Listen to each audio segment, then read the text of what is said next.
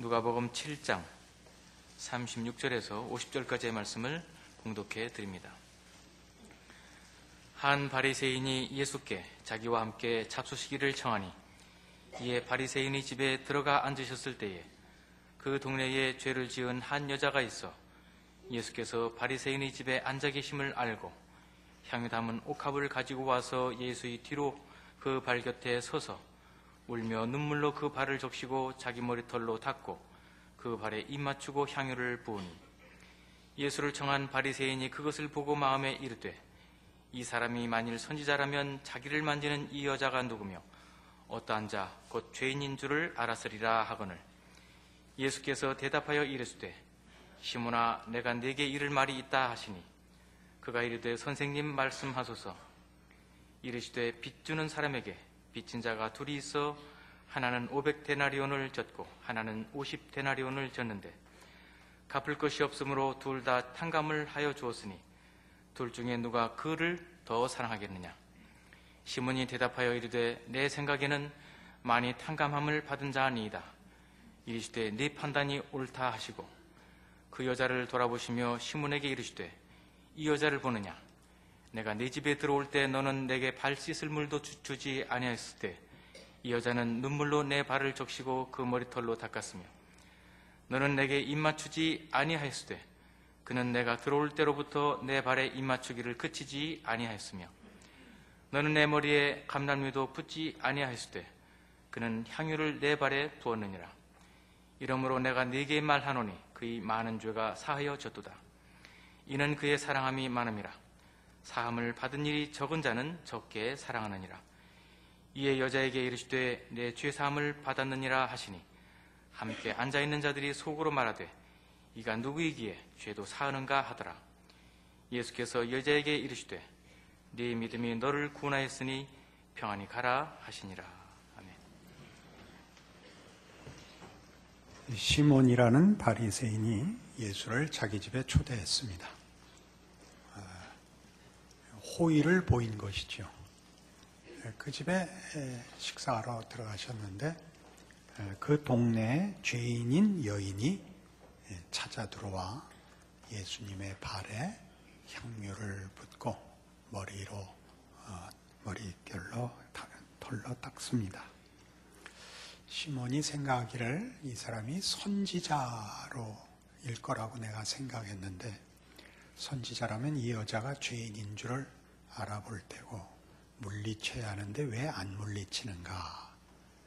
그러자 예수님이 그 심중에 그 생각을 아시고 이제 예를 드십니다.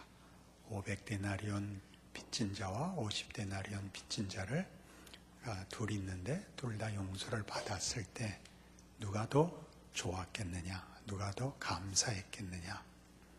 많이 빚진 자였을 것입니다. 그러자 예수님이 그렇다.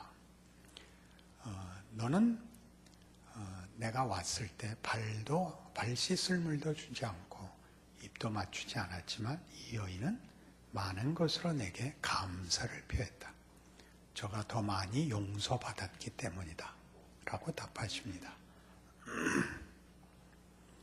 바리새인의 생각과 그 판단, 기준은 우리 모든 세상 사람들과 같습니다. 죄와 거리를 두는 것, 옳고 그런 것이 유일한 기준이고 또 질서인 세계에 살고 있습니다. 예수님은 그 질서를 파괴하자는 것이 아니라 그 죄인 되어 이제 대접받는 세상에 넘어올 수 없는 자들을 구원하기 위하여 오셨다는 것이죠. 그리고 그 구원의 대상은 따지고 보면 모든 인류라는 것입니다. 이 여인만 용서받을 필요가 있는 자가 아니라 너도 그렇다. 그러니까 너는 그걸 모르니까 나를 이렇게밖에 대접하지 않았고 이 여인은 내가 누군지를 알았을 뿐만 아니라 자기가 누구인지를 알기 때문에 내가 자신에게 무엇을 어떻게 구원을 베풀었는지를 알기 때문에 나에게 이렇게 한 것이다 라고 답하십니다. 그리고는 이제 이 여인에게 48절에 보듯이 이에 여자에게 이르시되 내 죄 사함을 받았느니라 라는 약간은 앞에 있었던 내용과 좀 동떨어진 말씀을 선포하십니다. 그러니까 다들 마음에 함께 앉아있는 자들이 속으로 말하되 이가 누구이기에 죄도 사하시는가가 됐죠. 우리 세상에 나가보면 사실 예수 믿으라는 말을 이해하는 불신자는 없습니다. 우리가 믿지 않는 사람들 보고 당신 죄인이다 그러면 당신이 봤는가? 라고 반문을 하죠. 그리고 그렇게 말하는 근거가 무엇인가? 내가 죄인인 게 당신하고 무슨 상관인가? 다 이렇게 답을 합니다. 그러니까 예수님께서 지금 이 여인을 다루시는 방법은 그가 죄를 사하실 수 있는 권세가 있기 때문에 그가 이 여인을 받아들일 수 있고 회복시킬 수 있다는 것을 결론적으로 보여주고 있습니다. 그러나 이 사건에서 가장 우리를 놀래키는 부분은 맨 끝에 있는 이 구절입니다. 50절에 있는 예수께서 여자에게 이르시되 네 믿음이 너를 구원하였으니 평안히 가라 라고 끝을 맺습니다. 이 여인은 여기 등장할 때부터 성경의 기록이 그렇듯이 그 동네에 죄를 지은 한 여자입니다. 그러니까 동네가 아는 죄인인데 당시에 이것은 아마 여자들에게는 창기에게 붙인 이름으로 추측되고 있습니다. 동네가 다 아는 여인이죠. 그 보고 내가 내 죄를 사했다. 그러니 평안히 가라. 그러면 갈 데가 어디 있느냐 하는 문제가 이제 이 사건에서 중요한 문제가 되는 것입니다. 길거리에서 있을 수밖에 없는 존재, 아무도 받아주지 않는 그 동네에 살지만 그 동네의 사회 속으로 들어갈 수 없는 이 여인을 죄를 사하시고 돌려보내면 어디 가서 어떻게 살라는 얘기인가 하는 문제가 남죠. 예수님은 우리 죄를 사하시는 것이 우리를 세상으로부터 이제 꺼내서 천국에 살게 하시지 않는다는 것 우리 모든 신앙인들이 알고 있습니다. 회개했고 구원을 확인했고 감격해도 돌아가면 여전한 그 현실로 돌아가야 합니다. 그러나 예수님이 여기 주신 말씀은 이제 일어날 이런 하나님의 일하심에 예수 그리스도로 말미암는 구원의 결과를 염두에 두신 것입니다.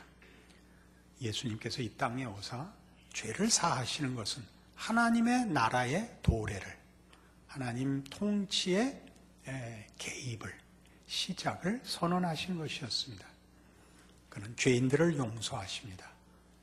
이 세상은 용서할 수 없고 이 세상은 고쳐놓을 수 없는 자들을 회복시키시는 것은 용서와 사랑으로 통치하시는 하나님의 통치 세계에서만 허락되며 가능한 것입니다.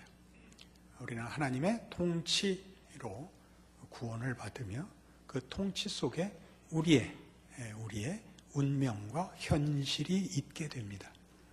그 일을 이제 예수께서 십자가를 지시고 죽으시고 부활하셔서 이 땅에 교회로 구체화하실 것입니다.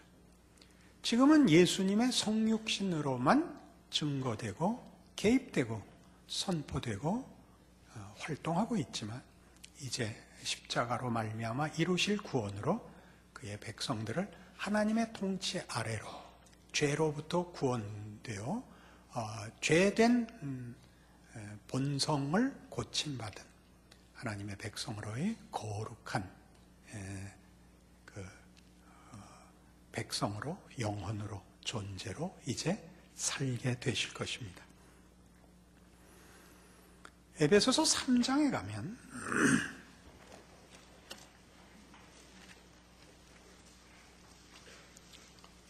신약성경 311페이지 에베소 3장 8절에 교회를 이렇게 설명하고 있습니다.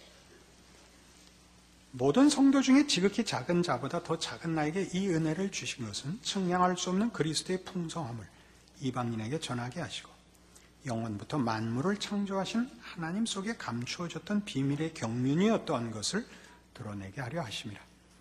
이는 이제 교회로 말미암아 하늘에 있는 통치자들과 권세들에게 하나님의 각종 지혜를 알게 하려 하심이니 곧 영원부터 우리 주 그리스도 예수 안에서 예정하신 뜻대로 하신 것이라. 교회는 하나님의 신비로운 경륜이라고 얘기합니다. 이 신비는 가장 크게 무엇으로 증언되고 있느냐 하면 하나님이 이스라엘 민족의 하나님 정도가 아니라 전 인류의 하나님이 되시기로 작정하시고 그것을 실현하셨다는 뜻에서 그렇습니다. 우리 신약 시대를 사는 사람들에게는 이 유대교에 대한 이해가 좀 부족합니다. 유대교는 아직도 이스라엘 거의 대부분의 사람들에게 지켜지는 신앙인데 여호와 하나님이 자기네들 히브리 민족 이스라엘이라는 국가만의 신입니다. 그 이외의 나라들은 하나님이 외면하시고 쓸모없는 이방인입니다. 그들은 구약을 정경으로 가지고 있습니다. 우리도 구약을 정경으로 인정합니다. 그러나 구약에 그 증거되고 있는 하나님이 이스라엘 백성과 민족에게 개입하신 역사들은 다 전 인류를 향한 하나님의 약속이며 구원하시는 하나님의 역사적 증언들이라고 우리는 믿고 있습니다. 이스라엘 백성들은 펄쩍 뛸 일이지만 우리 모든 신약 교회들이 고백하는 대로 교회의 머리는 예수 그리스도입니다. 예수 그리스도로 말미암아 민족과 인종과 국가의 차별이 없이 믿음으로 하나님의 백성이 됩니다. 이 교회로 말미암아 우리는 하나님의 은혜가 어떻게 측량할 수 없이 큰 것인지를 역사적으로 확인받고 있고 유대인들은 아직도 마음을 열지 못하고 있는 그런 풍성한 하나님의 은혜인 것을 역사로 현실로 확인합니다.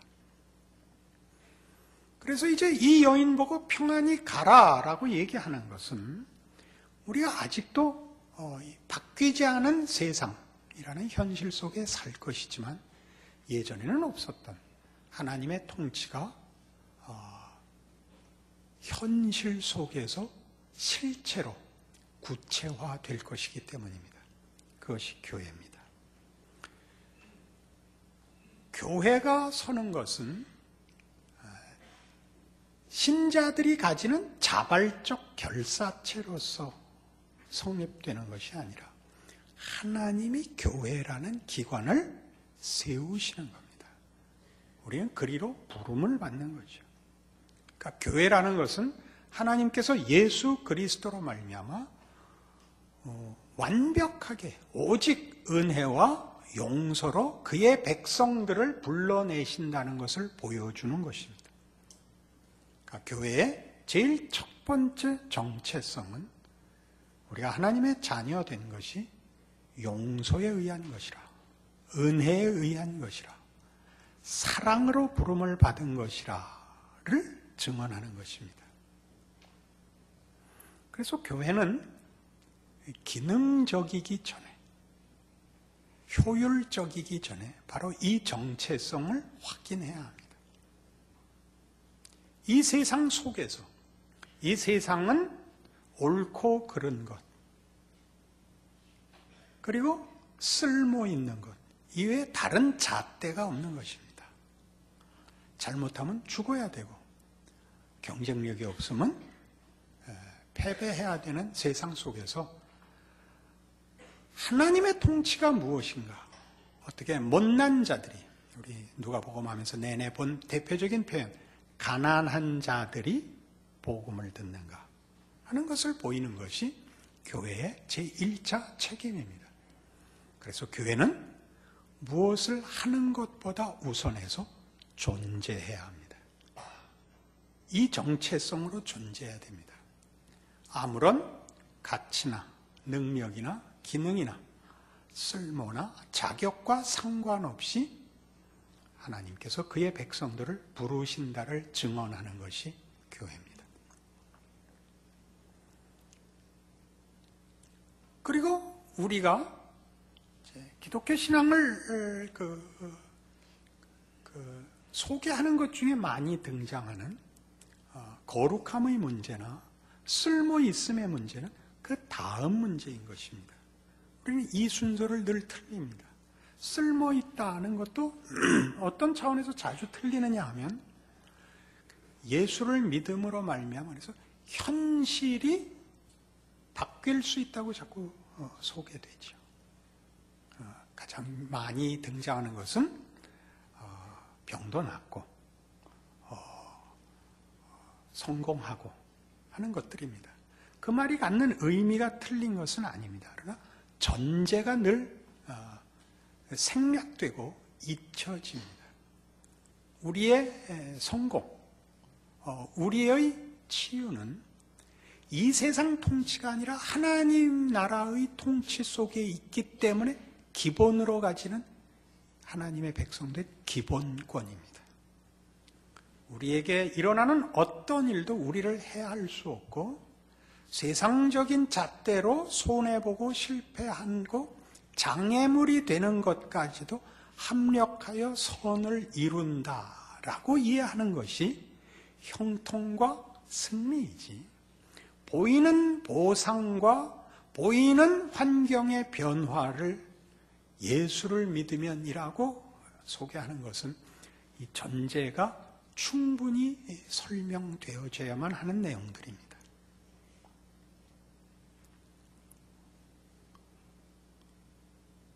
또한 우리가 거룩해져야 되는 것은 성경의 당연한 요구입니다. 그러나 그 거룩함은 목표입니다. 하나님이 우리를 용서와 전적인 은혜로 부르는 것이 출발선입니다. 그러니까 누구나 오되 거룩으로 초대받는 겁니다. 아무 자격 없이 부름을 받되 책임 있는 자리로 가야 됩니다. 이 전제가 생략되곤 합니다.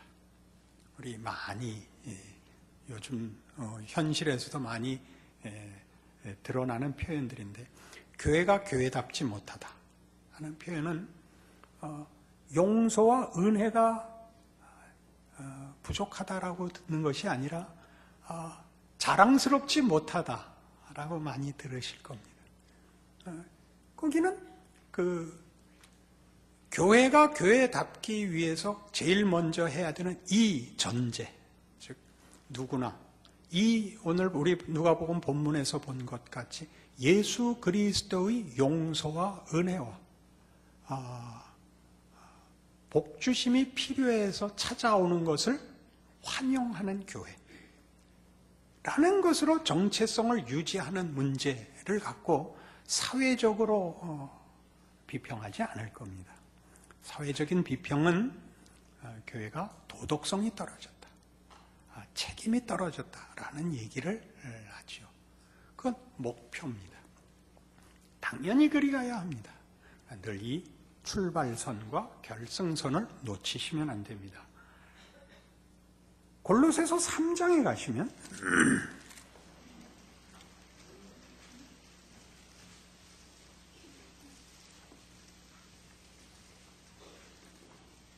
326페이지 골로새서 3장 9절 이하에 이런 말씀이 주어집니다.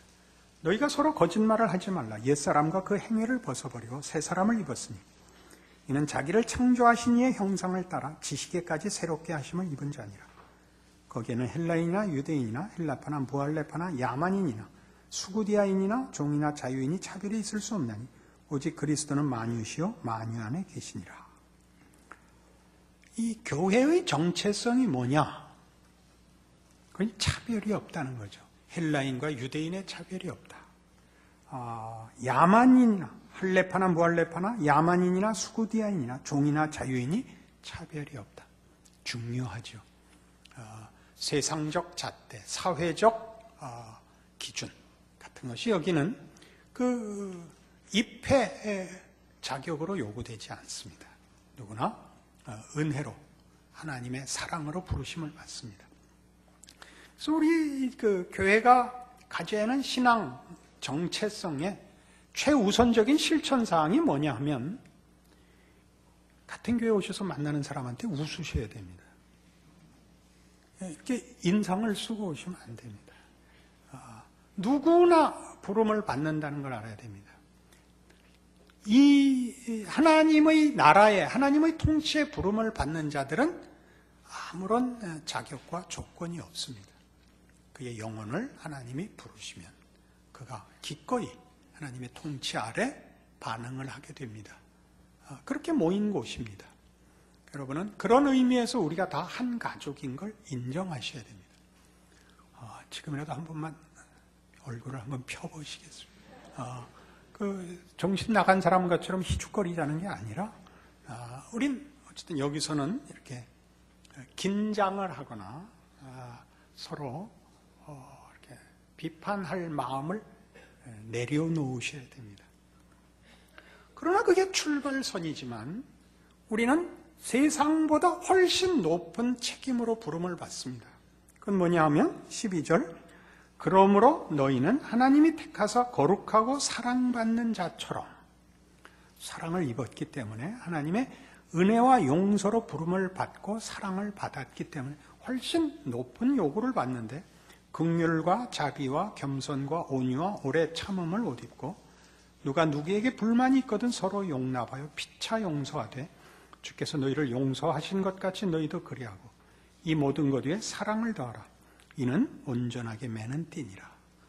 이 요구들은 여러분이 하나님의 자녀가 되는데 필요한 조건들은 아닙니다. 그런 자격들은 아닙니다. 우린 이것으로 회원 자격을 심사할 수 없습니다. 그러나 하나님의 자녀로 부름을 받으면 이 고급한 요구, 하나님의 어떠하심으로 부름받는 하나님의 온전하심과 하나님의 거룩하심으로의 부름을 내 존재 속에서 시작했다는 걸 알아야 됩니다. 그러므로 우리는 태만할 수 없습니다. 성도 여러분들에게 오늘 이 설교를 준비하면서 이런 권유를 하고 싶습니다.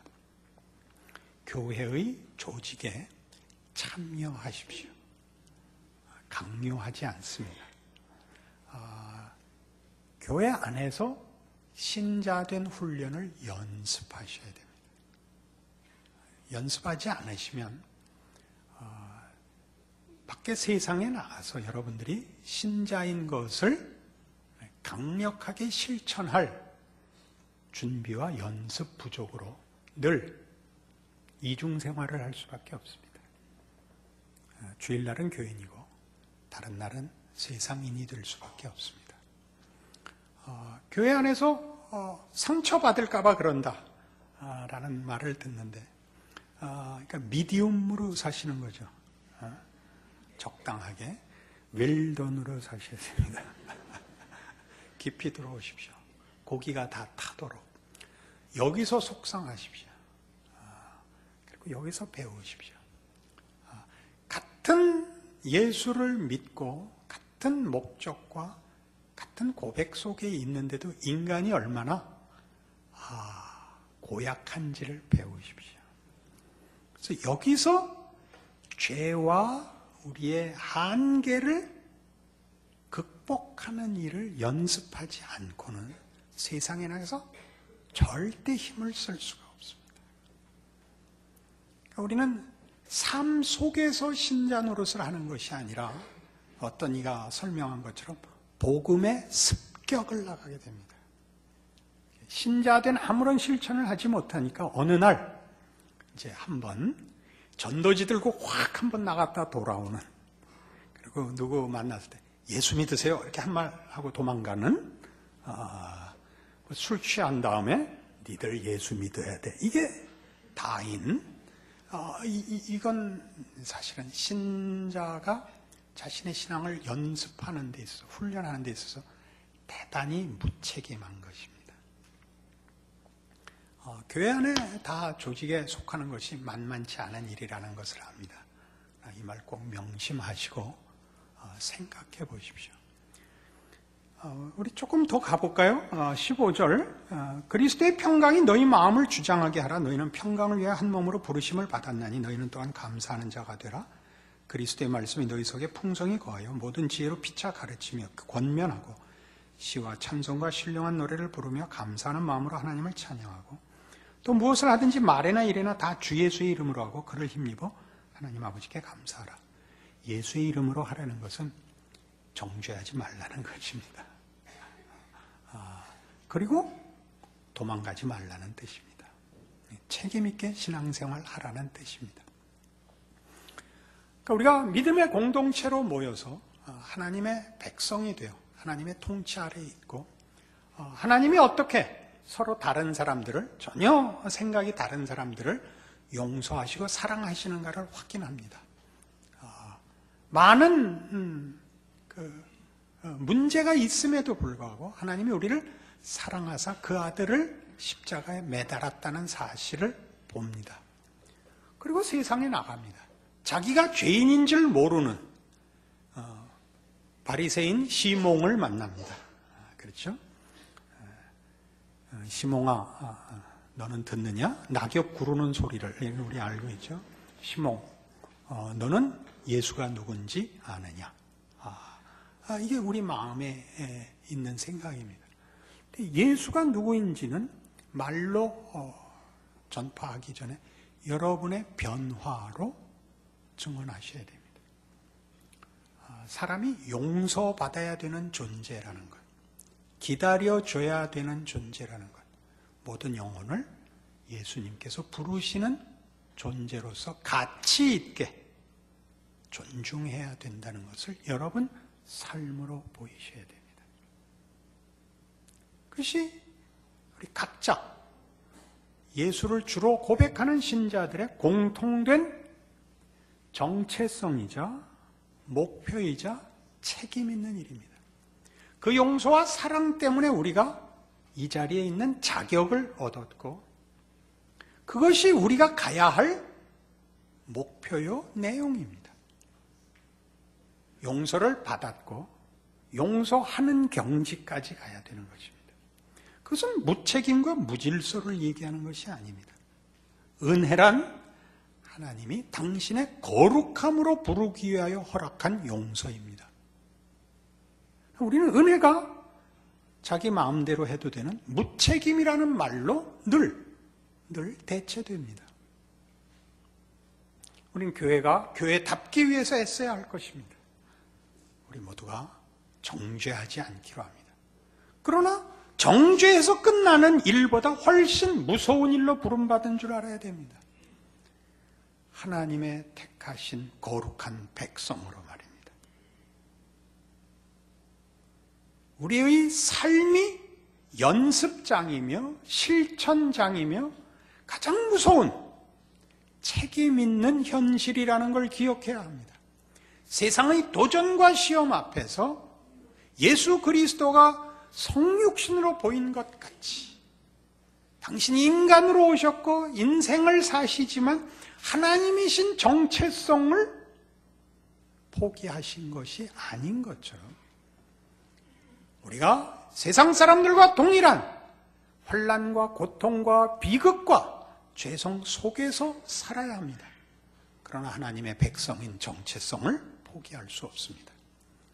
예수님께서 이 땅을 사시는 것이 고통스러우셨을 것입니다. 그러나 아버지의 기쁘신 뜻을 위하여 기꺼이 순종한 것 같이 신자의 인생은 그렇게 믿음으로 순종해야 되는 길입니다. 예수님은 자주 이 말씀을 하셨습니다. 내가 아버지의 기뻐하시는 일을 함으로 아버지께서 나를 혼자 두지 아니하셨느니라. 내 음식은 아버지의 뜻을 이루는 이것이니라. 그것이 신자된 특권 특권입니다. 교회의 교회된 사명입니다. 우리 모두가 이런 용서와 사랑을 전하고 그리고 우리가 그것을 실천할 수 있는 책임 또한 짊어짐으로 어느 시대, 어느 사회나 요구했던 것 같이 사실은 교회밖에 답이 없거든요. 왜냐하면 교회만 용서가 있거든요. 용서가 있다고요. 득도가 아니라, 능력이 아니라 용서가 있거든요. 그리고 신자들만이 무한 책임을 지거든요.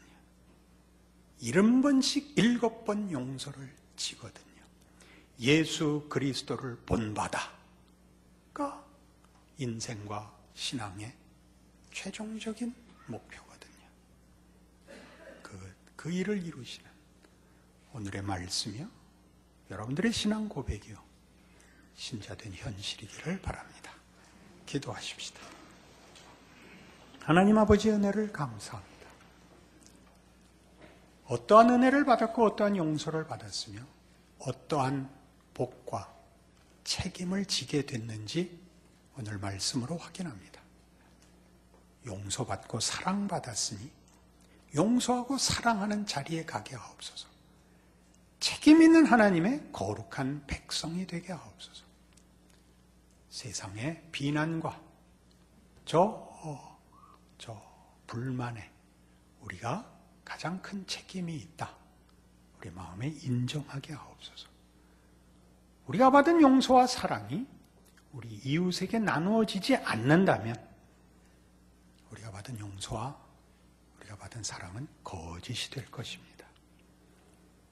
하나님의 명예와 영광을 걸고 성육신으로 오신 하나님의 진심과 그 열심을 기억하여 우리의 생애와 존재를 하나님의 열심으로 채우고 순종하는 신자된 우리 인생, 하나님이 세우신 이 교회 되게 하여 주시옵소서. 예수님 이름으로 기도합니다. 아멘.